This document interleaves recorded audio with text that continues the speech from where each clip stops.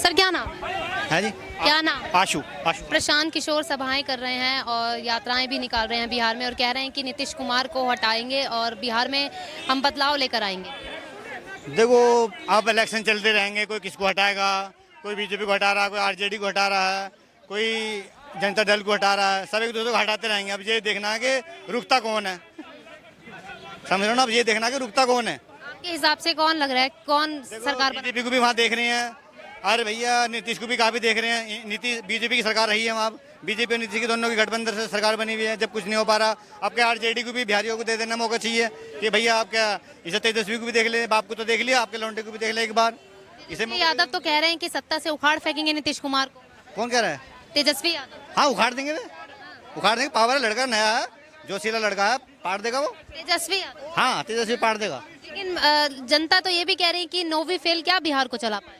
अरे जब देश चला रहे हैं यार अनपढ़ आदमी, तो तुम उसकी बात कर रहे हो। कौन है अनपढ़? पढ़े लिखे क्या बात है इसमें? पढ़े लिखे का अगर वहाँ जब कोई वो बन जाता है, वो क्या क्या बोलते, टिकट बन जाता है कि वो पढ़ाई लिखा पूछते हैं कि पढ़ा लिखा होगा तो हम तुम्हें टिकट देंगे। ऐसा होता है क्या?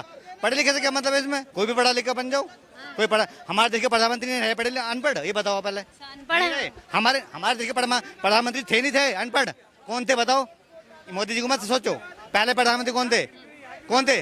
आप बताओ कौन थे? चौधरी चरण सिंह। क्या थे वो? एमबीबीएस पास थे क्या चौधरी चरण सिंह? वो अनपढ़ नहीं थे, वो प्रधानमंत्री नहीं बने। तो आप कह रहे हैं कि पढ़ाई जरूरी नहीं है, दिमाग चाहिए आदमी में, दिमाग चाहिए बस, वो होता है बस, और क्या चाहिए आपको? तो फिर डिग्री क्यों मांगते हैं हर जगह? हाँ, कौन?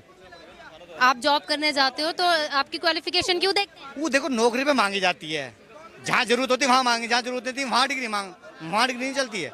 जबकि जहाँ यहाँ चलनी चाहिए, इलेक्शन में डिग्री चाहिए कि भैया यहाँ दो डिग्री, लेकिन साले मांगते हैं ऑफिसों में डिग्री, कंपनियों में डिग्री मांगते हैं। अब मांगनी चाहिए जो देश चला रहा उनसे डिग्री मांगनी चाहिए। भैया तुम पढ़े लिखे होगे, तुम्हारे पास ये डिग्री होंगी तो तुम इलेक्शन का टिकट तुम्हें मिलेगा, नहीं तो नहीं मिलेगा। यहाँ नहीं मांगेगा कोई भी, इस पर कोई बिल नहीं लाएगा, कोई कुछ नहीं करेगा। सब काम सिर्फ बेचारे नौकरी पैसे वालों पे हैं। अगर तुम पढ़े लिखे हो, इतने पढ़े हो, इतनी डिग्री है तो नौकरी मिलेगी, नहीं तो नहीं मिलेगी आपको। प्रशांत किशोर कह रहे हैं कि हमें एक बार मौका देकर देखो हमारी पार्टी को, हम बिहार में बहुत बदलाव लाएंगे। अरे भैया, प्रशांत किशोर को अभी बहुत मेहनत करनी पड़ेगी। अभी तो प्रशांत किशोर से बड़े बड़े नए नए बैठे हैं, उनको तो मौका तो चाह रहे हैं। प्रशांत किशोर को क्या, प्रशांत के साथ तो इनका सलाहकार है सबका, बीजेपी का भी सलाहकार रहा है, वो नीतीश का भी सलाहकार रहा है, आरजेडी का भी रहा, कांग्रेस का भी रहा, वो सबका रहा।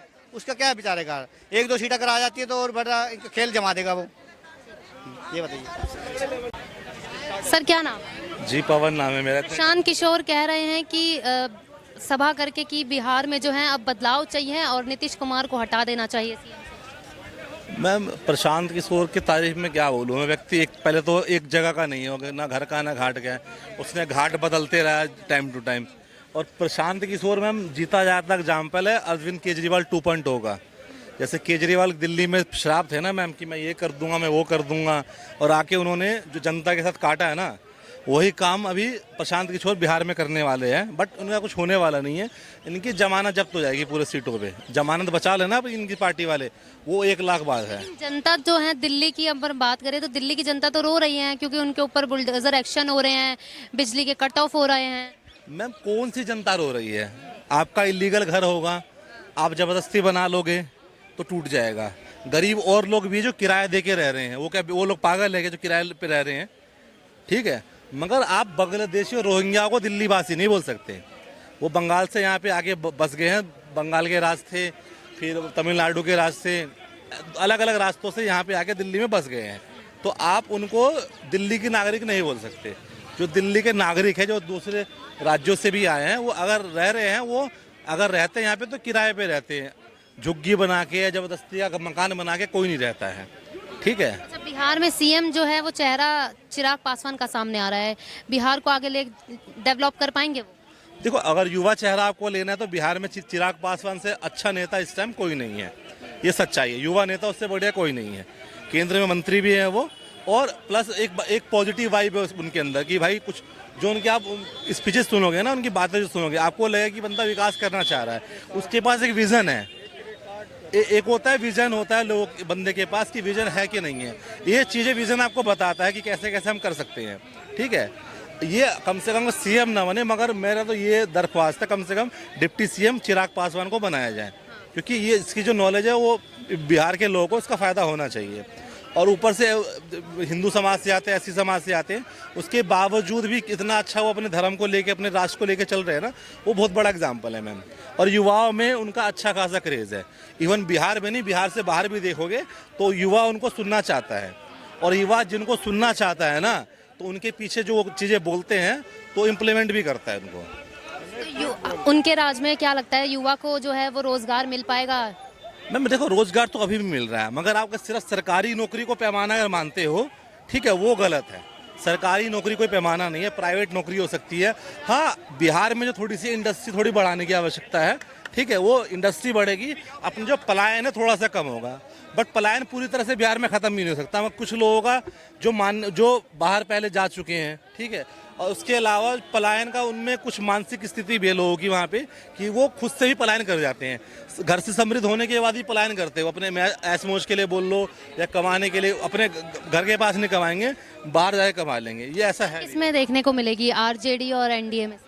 मैम आरजेडी कहीं पे भी नहीं है। आप इंडिया अलायंस की ना मैम 50-60 सीटें भी नहीं आएंगी उनकी। मैं पिछले महीने बिहार में रहा हूँ, 1-1.5 महीने रहा हूँ मैं, ठीक है, तो जो मैंने वहाँ पे ग्राउंड में देखा है ना, तो 50 सीटें भी नहीं आएंगी आरजेडी की। 50 सीट भी बहुत ज़्यादा बोल रहा हूँ मैं।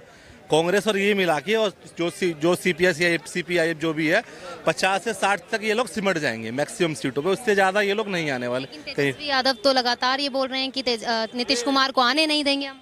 मैम वो तो कुछ भी बोलेंगे। देखो, वो कुछ भी बोलेंगे, वो कुछ भी बोलेंगे मैम, ठीक है, वो कुछ भी बोलेंगे, उनका काम है बोलना। अगर विपक्ष में नहीं बोलेंगे तो उनको क्या लगेगा भाई, उनकी जनता को भाई कुछ बोल ही नहीं रहा। कम से कम वो बोल के तो शांत तो हो जाएंगे ना।